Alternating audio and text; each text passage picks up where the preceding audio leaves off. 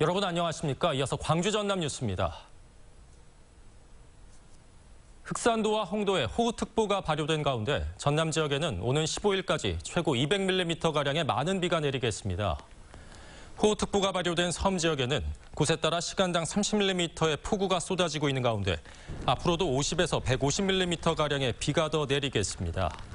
기상청은 이번 비는 이동 속도가 느린 저기압으로 인해 장시간 계속될 것으로 예상된다며 특히 산간계곡 야영객들의 주의를 당부했습니다. 김영록 농림부 장관은 오늘 진도, 무안, 신안군 등 가뭄 지역을 차례로 방문해 피해 상황을 점검했습니다. 김 장관은 가뭄 피해 농가의 신속한 농사 재개를 위해 복급이 56억 원을 지원하고 농축산 경영자금 상환 연기와 이자 감면 조치를 시행하는 한편 항구적인 가뭄 대책을 마련하겠다고 말했습니다. 지난달 5월 이후 지속된 가뭄으로 전남을 비롯한 4개 도에서 12,849헥타르의 농작물 피해가 발생했고 농식품부는 내일부터 가뭄 대책 상황실을 다시 운영합니다. 광복절을 앞두고 민관군으로 이루어진 해양 영토 순례단이 오늘 여수에서 출항했습니다. 독립유공자 후손과 순직 경찰관 가족, 군인 등 100여 명은 오는 15일까지 2박 3일 동안 해경 훈련함을 타고 백도와 가고도, 홍도를 둘러보며 영토 수호 의지를 다지게 됩니다. 특히 이번 행사에서는 한중 어업 분쟁에 대한 특강과 해양 안전 체험 교육이 이루어지며 내일은 가고도 인근에서 광복절 선상 기념식이 진행될 예정입니다. 일제강점기를 벗어나는 과정에서 핵심적인 역할을 했던 대한민국 임시정부가 고스란히 복원된 곳이 있습니다. 바로 한평인데요. 광복절을 앞두고 한평 상해임시정부 청사를 방문해보는 것도 좋을 듯합니다. 김윤 기자가 취재했습니다. 한평군 신광면에 복원된 중국 상해 임시정부 청사입니다. 임시정부가 상해에서 4번째로 마련했던 청사이자 가장 오랫동안 사용했던 건물을 그대로 재현했습니다.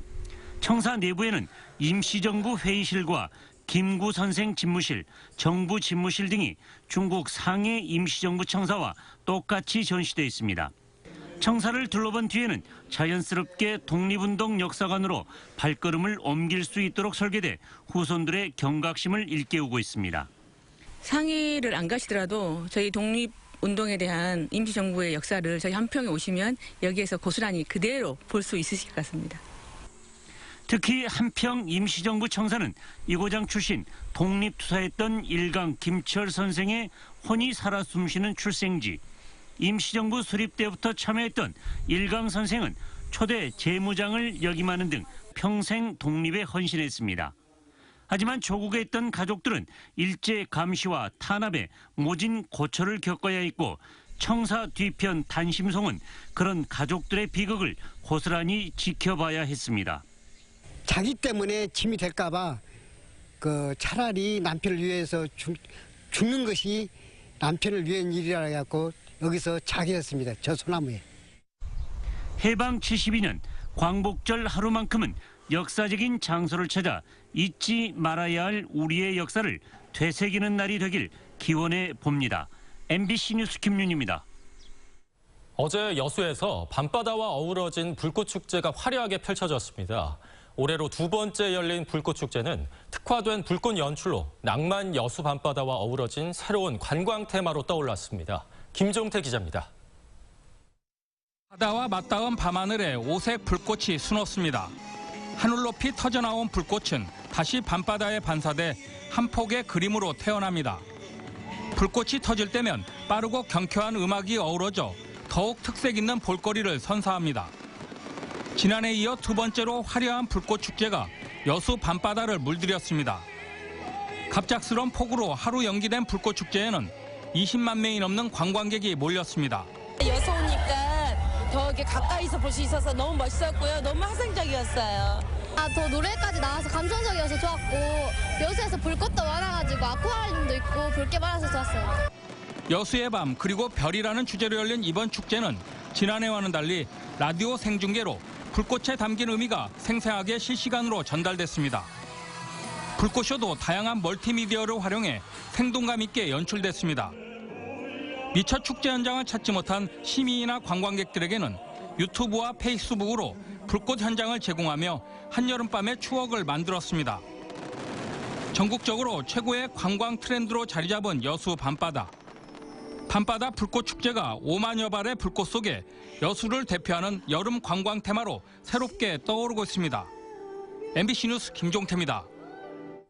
내년도 최저임금이 큰 폭으로 오르면서 광주 각 지자체에서 시행하고 있는 생활임금도 인상이 예상됩니다. 하지만 아쉬운 건 수혜 대상이 여전히 공공부문에만 머물 것 같다는 점입니다. 정영욱 기자입니다. 광주시 산하기관에서 청소 업무를 맡고 있는 남호 씨. 내년도 최저임금이 올해보다 16.4% 오른 7,530원으로 인상된 만큼 생활임금 역시 많이 오르길 바라고 있습니다. 일하는 입장에서는 월급이 많으면 저희들은 그 월급 보고 일하니까 생활임금도 올랐으면 좋죠. 생활임금제는 지난 2015년부터 광주시와 5개 자치구 등 공공부문에서 실시되고 있습니다. 청소나 전시 안내 등 대상자는 830여 명이며 지자체별로 시간당 7,560원부터 많게는 8,600원까지 지급하고 있습니다. 올해 최저임금인 6,470원에 비해 20-30% 높은 금액입니다. 이 같은 비율이 그대로 적용된다면 오는 9월에 결정되는 내년도 광주의 생활임금은 시간당 10,000원 안팎이 될 것으로 예상됩니다.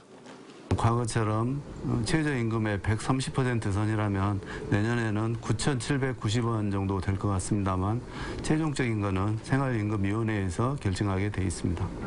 이처럼 공공부문에서 시급 10,000원 시대를 먼저 여는 건 긍정적이지만 민간 부분의 상대적 박탈감은 더욱 커질 수 있습니다. 민간 부분에서 생활임금을 채택하지 않고 있기 때문입니다. 생활임금이 훨씬 높기 때문에 그게 적용이 되지 않고 있어서 상대적인 박탈감이 꽤 크다고 말씀을 드릴 수 있겠습니다.